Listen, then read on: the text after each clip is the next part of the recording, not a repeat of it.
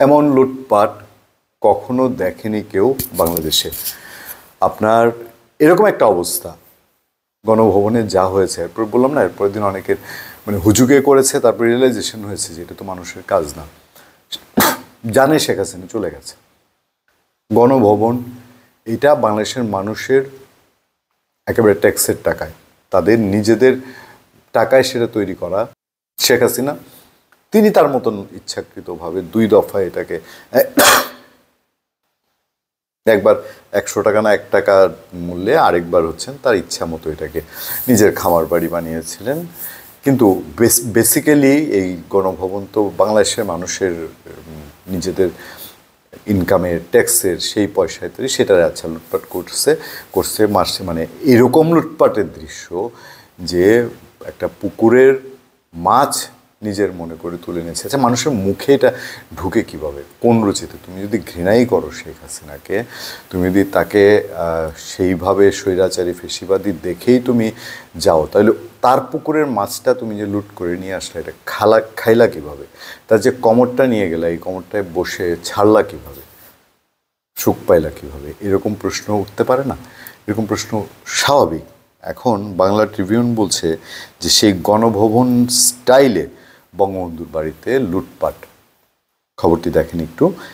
গণভবন স্টাইলে লুটপাট করা হয়েছে বঙ্গবন্ধু শেখ মুজিবুর রহমানের স্মৃতি বিজড়িত ধানমন্ডি 32 নম্বরের বাড়িতে। বৈষম্যবিরোধী ছাত্র আন্দোলনের আহ্বায়ক হাসনাত আবদুল্লাহর ঘোষণার পর বুধবার রাত 8টার দিকে বাড়িটিতে হামলা ও ভাঙচুর শুরু হয়। এ সময় অনেকেই বাড়িটির দরজা জানালা ভেঙে নিয়ে যেতে থাকেন। মানে ভাঙচুর মূল উদ্দেশ্য কিনা ওটা তো বুঝেই না, বুঝে কি বুঝে না তারা নিজেরাও বুঝে না যে এই বাড়িটা শেখ হাসিনার স্মৃতি বিজড়িত নয়। এই বাড়িটা বাংলাদেশের অভ্যুদয় যেভাবে হয়েছে, সেই অভ্যুদয়ের সাথে জড়িত একজনের, এখান থেকে বাংলাদেশের সেই গ্রেফতার হওয়ার মুহূর্তে শেখ মুজিবুর রহমান, যাকে আপনি ঘৃণা করেন, সে বাংলাদেশের স্বাধীনতা ঘোষণা করে গেছিলো, ইপিআর বার্তা দিয়ে গিয়েছিল। এইখানেই 7ই মার্চের ভাষণ তৈরি হয়েছিল, এইখানেই অসংখ্য যোদ্ধার পরিকল্পনা ছিল যে কিভাবে কি হবে। আমি 71 পরবর্তী শাসন নিয়ে কথা বলছি না, 71 পূর্ববর্তী, তারপর 71 পর্যন্ত। তাহলে সেই বাড়িটার ইট পাথরটা খুলেও কি এখন নিচ্ছে না সেটা বলা যাবে? নাকি ইট পাথরগুলোরও লোভ আছে যে ফ্রি পাইলে বাঙালি আলকাতরাও খায়, এরকম একটা কথা? সেই কালিমা লাগাতে চান? বিশ্ববাসী দেখবে না এসব যে কি হচ্ছে না হচ্ছে পৃথিবীতে? আর কোনো দেশে এরকম কাণ্ড হয়েছে যে একটা অভ্যুত্থান বা একটা সরকারের পতনের 6 মাস পর ওই সরকারের বাপের বাড়ি, মানে শেখ হাসিনার যদি স্বামী ওয়াজেদ মিয়ার কথা, ওয়াজেদ মিয়ার শ্বশুর বাড়ি তো ওইটা, তাই না? ওয়াজেদ মিয়ার শ্বশুর বাড়ি দেখে ওখানে আক্রমণ করছে, এরকম। যাও, আজকে থেকে 45 বছর আগে মোটামুটি ওই বাড়িটা খালি হয়ে গেছে। সেই বাড়িতে গিয়ে এই লুটপাট। কি বলা হচ্ছে আরও, যে একজন ঘোষণা দিয়ে একটা দেশে একটা সরকার আছে, সেই সরকার নিজেকে বলছে বৈধ সরকার। সেই সময়ে একটা লোক, খেপাটের লোক বলা হচ্ছে, এই হাসনাত আবদুল্লাহকে একটা ডিক্লেয়ার দিল, একটা প্ল্যাটফর্ম, কোনো রাজনৈতিক মঞ্চ না, একটা ডিক্লেয়ার দিল। সব মিলে গিয়ে, এবং কি উন্মাদনা, বুলডোজার নিয়ে, ক্রেন নিয়ে গিয়ে একটা এরকম দেশে যেখানে এতগুলো আইন শৃঙ্খলা বাহিনী আছে সেটারে লুটপাট করে এবার দরজা খুললো, জানালা খুললো। কারণ আর যা নেয়ার ছিল এর আগে তো 6 মাস আগে নিয়ে গেছে। 6 মাস আগে নাটবল্টু সহ সব খুলে নিয়ে গেছে। ওগুলা ধ্বংস করার জন্য না, ঘৃণা প্রকাশের জন্য না।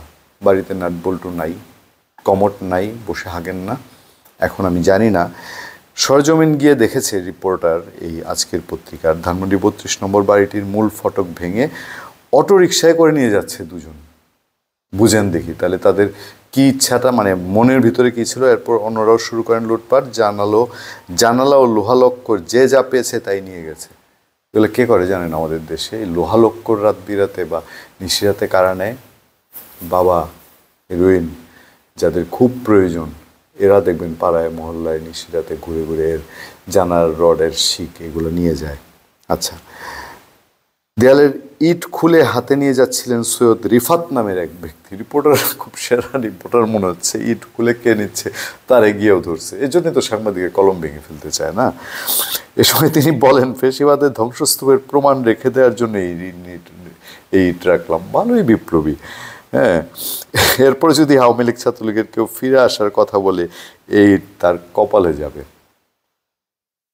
বুঝে না মানুষ কি কি কি কর্মে কি ফল, কর্মফল যে সবার পাইতে হয়। আওয়ামী লীগ দেখেছে না, আওয়ামী লীগ বুঝেও তো এখনো বুঝে না, সরি বলে না, তো মাপও চায় না, অনুশোচনাও ভোগে না। এখন এই যে এবার যার যে ইট নিয়ে খুলে যাচ্ছে, কপালে মারবে, আওয়ামী লীগ যে কি চিজ, কি জিনিস, হ্যাঁ, কি করে বিরোধী দলে থাকলে, সরকারি দলে তো বুঝা শুই না হয় আকাম কুকাম কিছু করে কিছু, আর বিরোধী দলে থাকলে তো কোনো দায় দায়িত্বের ব্যাপার নেই। তো এটা ওনারা নতুন জেনারেশন তো জানেন না, আমরা দেখেছি বিরোধী দলে থাকলে আওয়ামী লীগের রূপ যে কি হয়, তখন দায় দায়িত্ব থাকে না, যা ইচ্ছা তা করতে পারে এবং করে। আওয়ামী লীগ এটা খুব ভালো জানে, সিদ্ধহস্ত। তো 5 আগস্ট স্বাধীনতা আন্দোলনের মুখে আওয়ামী লীগ সরকারের পতন ঘটে, সেদিনও 32 নম্বরের বাড়িটি হামলা ভাঙচুর অগ্নিসংযোগ হয়। এই হচ্ছে খবর। আর কেউ আগ্রহী হবেন কিনা আমি জানি না, তারা বিপ্লবী বেশে যাবেন কিনা, অভ্যুত্থানকারী হিসেবে যাবেন কিনা, ইট লোহা লস্কর ফ্রিতে এনে ওই ভাঙ্গারির দোকানে বেচে তারপরে রাত্রেবেলায় মজমা আসরে বসবেন কিনা। বসার থাকলে নিশ্চয়ই তারা এর মধ্যে ছুটে চলে গেছেন। আমি তো মধ্যরাতেই কথা বলছি, রাত প্রায় 2টা। আজকে 6 তারিখ পড়েছে, শেখ হাসিনা বিদায়ের 6 মাস পার হয়ে 6 ফেব্রুয়ারি 2025 প্রথম প্রহর বলা যায়।